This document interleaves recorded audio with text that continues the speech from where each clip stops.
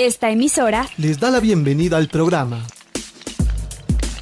Encuentros con la Filosofía, para conversar poniendo en duda nuestras certezas, con la participación abierta de profesores de la Universidad Politécnica Salesiana, de la Universidad Central del Ecuador, de la Universidad Andina Simón Bolívar.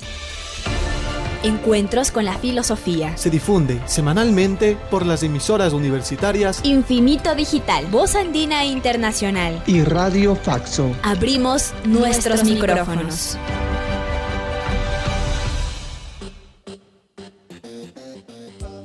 Bienvenidos y bienvenidas al programa semanal Encuentros con las Filosofías. Les saluda Edison Aguilar Santa Cruz. Saludo a Tito Chela en la cabina de Radio Voz Andina Internacional.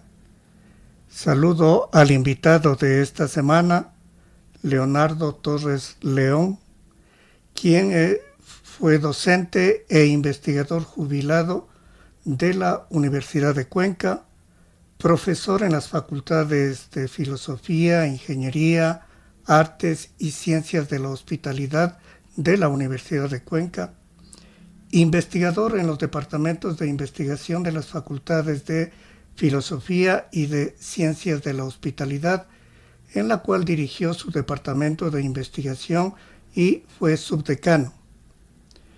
En posgrado estuvo a cargo de la coordinación de investigación de varias maestrías. Licenciado en Ciencias de la Educación con mención en Filosofía, Sociología y Economía Política, tiene una maestría en Integración Latinoamericana por Flaxo, Ecuador, y en Antropología por la Universidad de Cuenca. En 2025 culminó sus estudios de especialidad de Interculturalidad y Desarrollo en Flaxo, Ecuador. Ha publicado artículos en revistas indexadas y es coautor en varios libros. En la actualidad desarrolla su actividad como investigador independiente en el campo social y en el área de la filosofía política. Bienvenido, Leonardo. Muchas gracias, buenos días.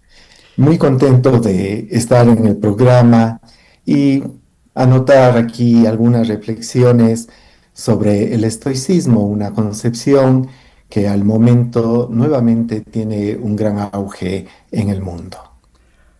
Así es, Leonardo. Se puede decir que el término estoicismo está de moda, especialmente en redes sociales. Entonces, Leonardo nos propone y le preguntamos, ¿cuál es el sentido común sobre este término estoico? Sí, en primer lugar es importante que revisemos qué evoca el término estoicismo en la actualidad. Si nosotros hacemos una revisión, encontramos que hay dos grandes características asociadas al término del estoicismo. El uno es la fortaleza y el otro la ecuanimidad. Reflexionando sobre esta situación, ¿por qué estos son los dos elementos que más evoca el estoicismo? Creo que puede encontrarse una explicación en la vida de Séneca, uno de los estoicos más conocidos y más famosos. Como es de conocimiento general, Séneca tuvo que recurrir al suicidio.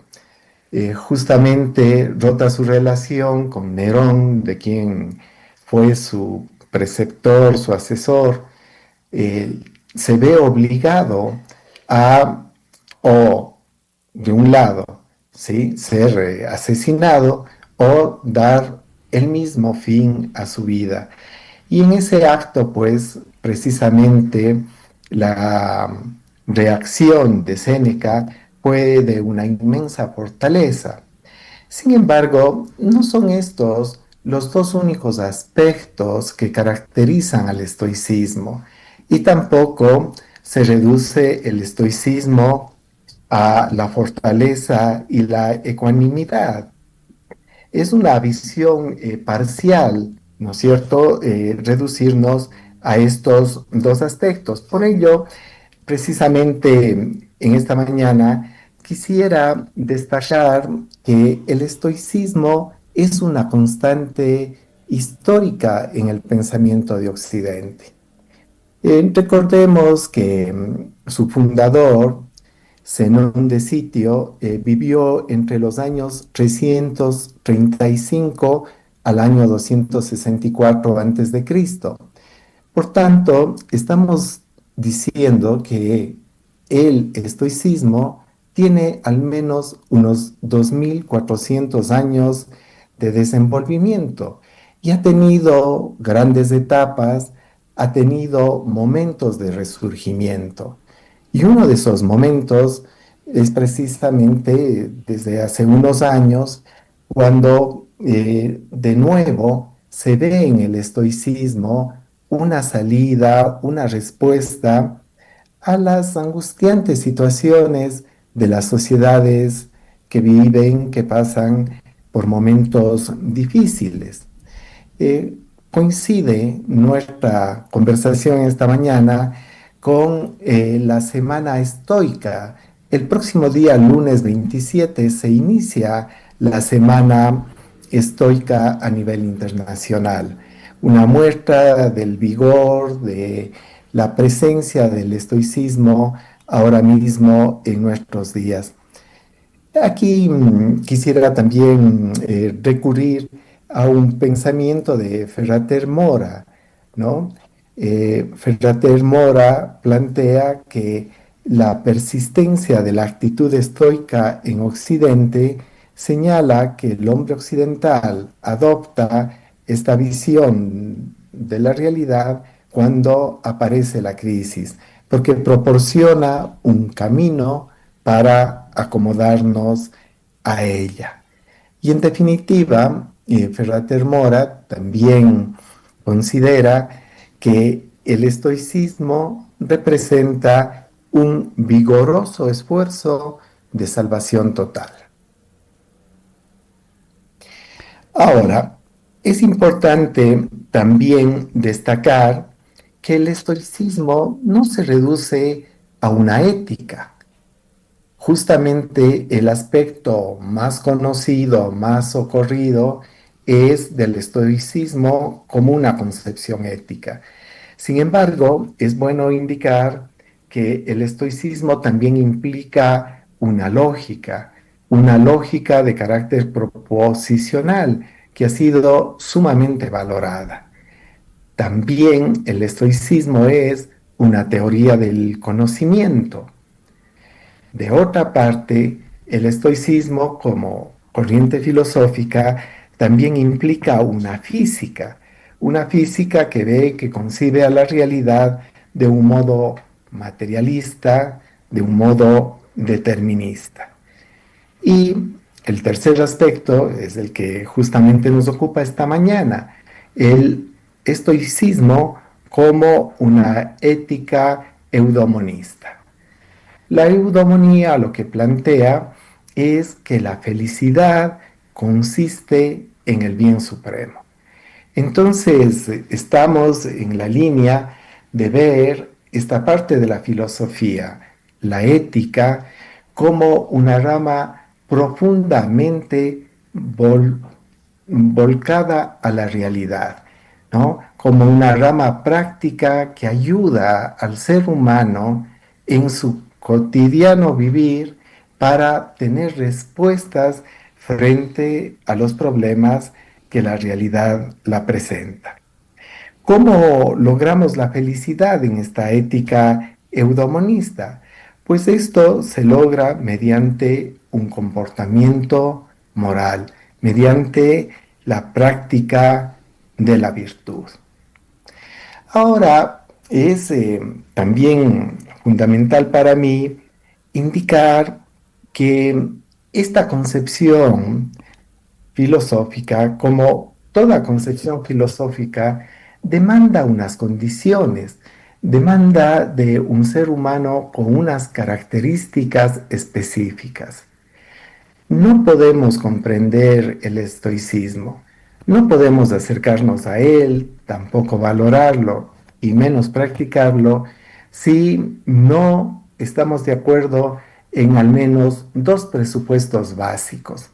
Precisamente estos presupuestos usualmente no se señalan y considero que es el aspecto crucial. ¿Cuáles son estas dos grandes condiciones indispensables para que nosotros nos acerquemos al estoicismo? En primer término, tenemos que compartir un racionalismo nociológico y ontológico.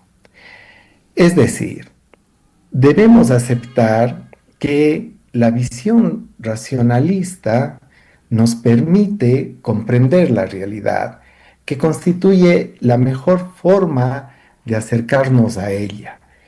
No es la única, podrá combinarse con otros elementos, pero necesitamos partir del convencimiento de que la razón nos permite entender la realidad y que la realidad puede ser captada racionalmente. Esta es una condición básica. Otra condición clave es la de la postura realista. Debemos aceptar que el mundo existe independientemente de nuestra subjetividad. Hay un mundo exterior y que tenemos que atenernos a esos hechos, ¿sí? Que tenemos que entender los hechos como son y no interpretarlos de una forma que los falsee. Y sobre todo, el estoicismo está en las antípodas de una postura en la cual se pretenda que los hechos se adapten a nuestros deseos. ¿Sí? Por tanto, el principio estoico clave aquí, y que justamente es el epígrafe con el que se encabeza la nueva Semana Internacional de Estoicismo, el epígrafe dice: no busques que todo suceda como deseas, sino más bien desea que todo suceda como realmente sucederá. Entonces tu vida fluirá bien. Es una cita de Epicteto, ¿no? O sea, tan solo vamos a obtener la felicidad, vamos a ser felices si aceptamos que la realidad sucede independientemente de nosotros. La preocupación del filósofo estoico es entender cómo será la realidad antes que formarse expectativas o, peor aún, ilusiones sobre la realidad. Bien, señalado esto, también llegamos al otro punto crucial. Debo indicar que en toda esta exposición nos estamos apoyando, ¿no? Sobre todo en Epicteto.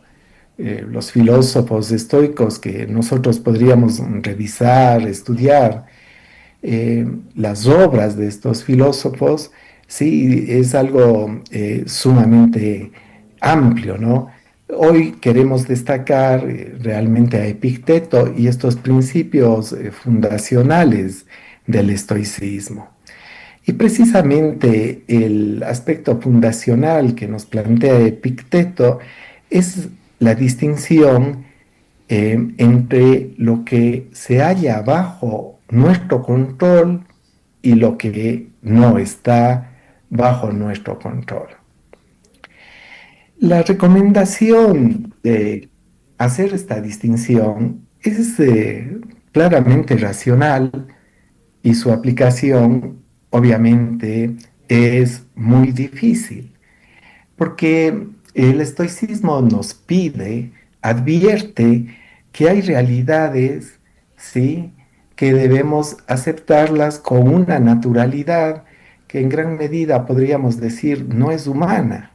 ¿Cómo aceptar la muerte de los seres queridos? ¿sí? Cómo aceptar que la juventud pasa, cómo aceptar la inevitabilidad del retiro, lo está diciendo una persona jubilada, ¿sí? Cómo aceptar la temporalidad de los puestos de poder. ¿Cuántas personas en posiciones de poder son incapaces de abandonar su sitial? Entonces, hay realidades que humanamente son profundamente dolorosas. Y sin embargo, el estoicismo lo que hace es justamente advertir la necesidad de su aceptación. Tendríamos nosotros que ver como algo inevitable la aceptación de realidades que incluso pueden repugnarnos. Pensemos, por ejemplo, en la máxima del realismo en relaciones internacionales. Es sumamente conocido el debate meliano en las guerras del Peloponeso en la Grecia antigua. Conocemos que los atenienses llegaron a la isla de Melos y les propusieron a sus habitantes que se rindieran, que se entregaran sin luchar, para que los niños, las mujeres y los hombres de Melos pasaran a ser esclavos. Es una propuesta que justamente nos resultaría inaudita, pero ¿qué es lo que argumentaron los atenienses? Nuestro poderío militar frente a la capacidad militar de ustedes no tiene comparación. Si ustedes llegan a resistirse, ¿sí?, tendrán necesariamente que aceptar la derrota. No hay posibilidades de que puedan ser auxiliados y menos triunfar con sus recursos. Los habitantes de Melos no aceptaron la propuesta ateniense, ¿sí? Fueron a la guerra, fueron derrotados, los hombres fueron asesinados, las mujeres, los jóvenes y los niños convertidos en esclavos. Entonces el debate meliano nos deja la terrible máxima: el fuerte hace lo que quiere y el débil hace lo que puede. Esto ciertamente puede resultar inaceptable y repugnante, y sin embargo es una constante histórica que podemos también traer este mismo momento, ¿no es cierto?, a esta conversación, poniendo el caso de lo que ha sucedido en Gaza en los últimos 2 años, ¿sí? Entonces,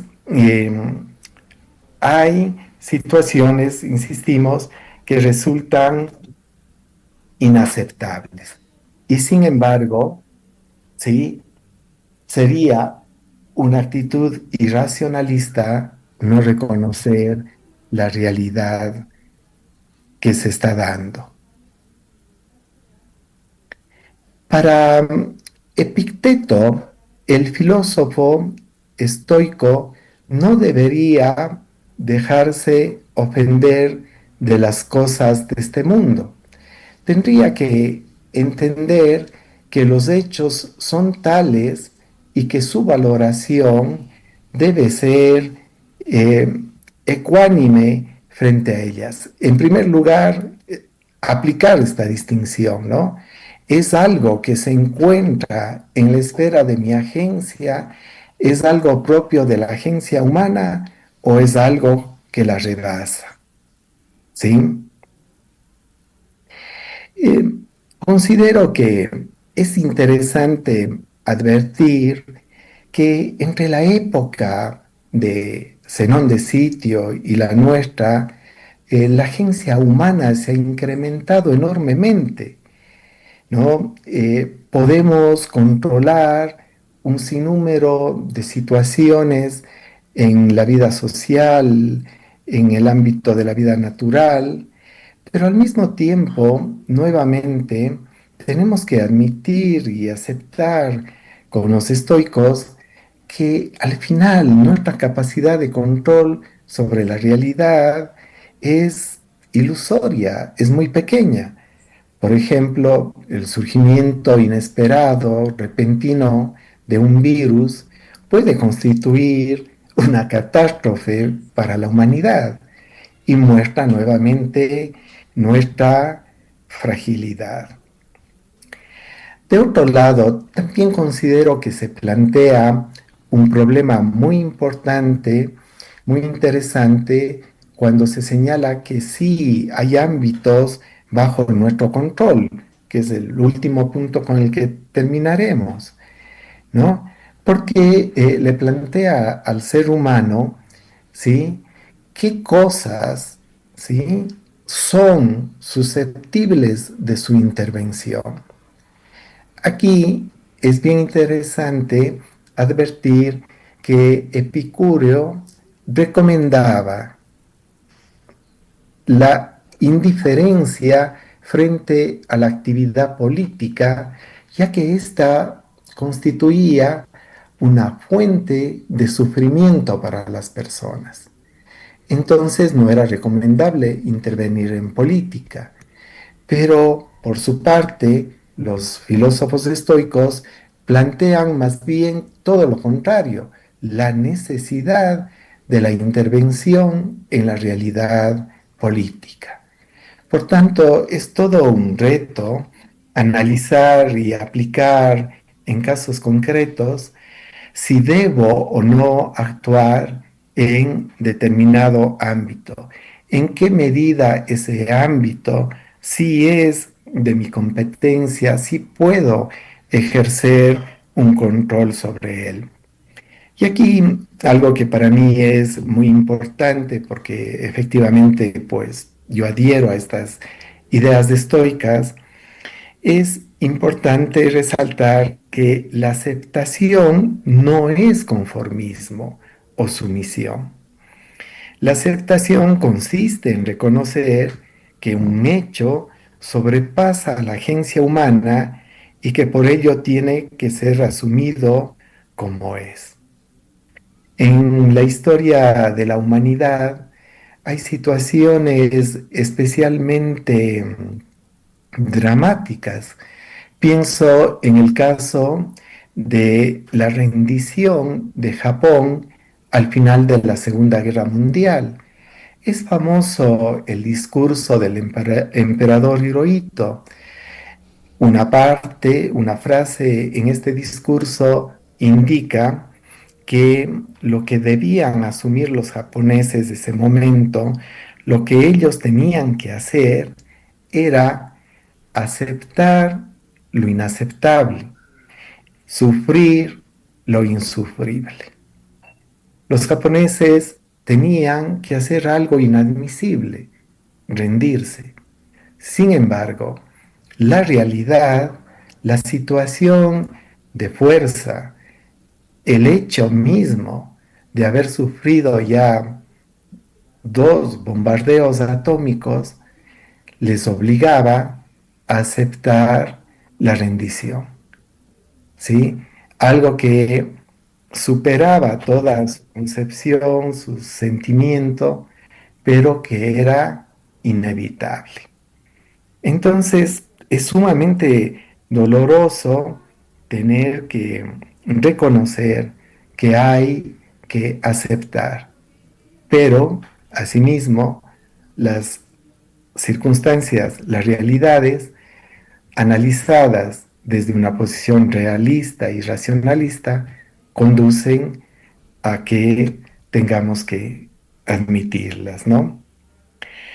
De otra parte, la distinción entre lo que controlamos y lo que no también es una fuente de bienestar y nos conduce a la felicidad, en el sentido de que nos releva de la obligación de solucionar situaciones que van justamente más allá de nuestro ámbito de competencia, ¿sí?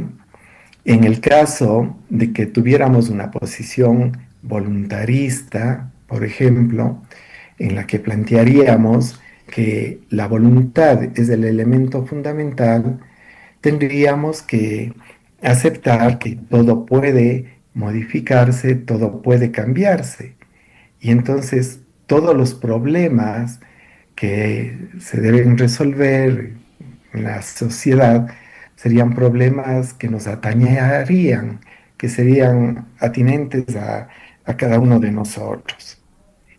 Precisamente una fuente de la infelicidad humana proviene de la preocupación que nos generan eventos reales o posibles que están más allá de nuestras capacidades. Infortunadamente no hacemos caso, no aplicamos la recomendación de que a cada día le basta su afán, ¿sí? Y por lo contrario, nos ocupamos de sucesos, de un futuro que no existe, de un pasado que no podemos enmendar, ¿no? Bien, por tanto, la consecuencia práctica que deviene de la distinción de lo que se encuentra o no bajo nuestro control es la aplicación de nuestro esfuerzo en lo que sí tenemos agencia. Así, nuestras capacidades serán utilizadas productivamente. Finalmente, lo que estaría realmente bajo nuestro control es nuestra actitud frente a la realidad, nuestra actitud ante los hechos. Y esto tiene una aplicación en la vida cotidiana. Justamente quiero terminar esta intervención con una cita de Epicteto. Él realiza la siguiente reflexión. Dice, antes de realizar cualquier acción, ten en claro la clase de acción que estás por realizar. Si has resuelto ir al baño público, represéntate las cosas que generalmente suceden en esos baños. Algunas personas salpican con agua, otras empujan, algunas utilizan un lenguaje impropio y otros roban. Por consiguiente, realizarás esta acción de un modo más seguro si te dices, iré al baño público, pero mantendré mi mente de acuerdo con el modo natural de vivir que me he propuesto.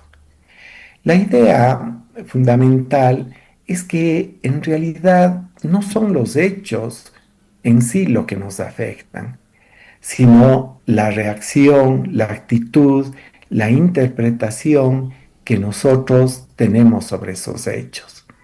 Por tanto, podemos ser felices ya que nuestra actitud y respuesta frente a la realidad puede ser variada.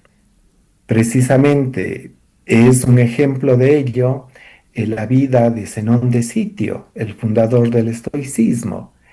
Él, producto de un naufragio, perdió toda su carga, dejó de ser comerciante, llegó a Atenas y convirtió su naufragio en un suceso feliz porque le permitió desarrollarse como filósofo. Muchas gracias, Leonardo. De hecho, también, no sé si en unos 2 o 3 minutos podríamos resumir cuáles han sido las principales críticas a esta corriente filosófica.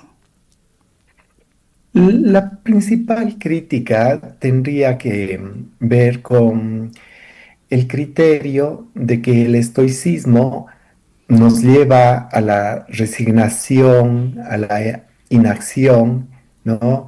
Al asumir los hechos como son. Ese es el principal punto, ¿no?, de controversia. Pero no considero que es correcto y justa esa advertencia, ¿sí?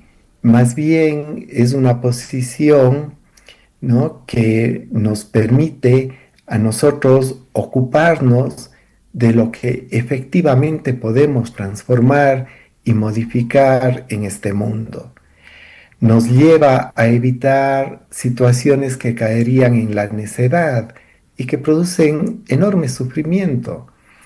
No aceptar la genética de nuestro cuerpo. Hay personas que no pueden aceptar su cuerpo y eso no tiene que ver con su voluntad. Pueden en gran medida controlar su alimentación, su vida, pero esa predisposición genética que tienen, eso es algo que no puede modificarse. Este es un ejemplo muy práctico y concreto de la vida cotidiana. La incapacidad de asumir la vejez, la muerte, ¿sí? De aceptar que todo aquello que tiene inicio merece tener fin. Entonces, no considero pertinente esa crítica. Concluimos este encuentro semanal con las filosofías con nuestro agradecimiento a Tito Chela en la cabina de Radio Voz Andina Internacional, al invitado de esta semana, Leonardo Torres León, y a ustedes, Radio Escuchas. Recuerde, recibimos sus comentarios y sugerencias al correo electrónico encuentrosconlafilosofía@gmail.com. Hasta el próximo encuentro con las filosofías. Agradecemos su sintonía a Encuentros con la filosofía. el programa que impulsa el filosofar como acción compartida desde las radios universitarias. Les invitamos a compartir las próximas emisiones de Encuentros con la filosofía por esta emisora.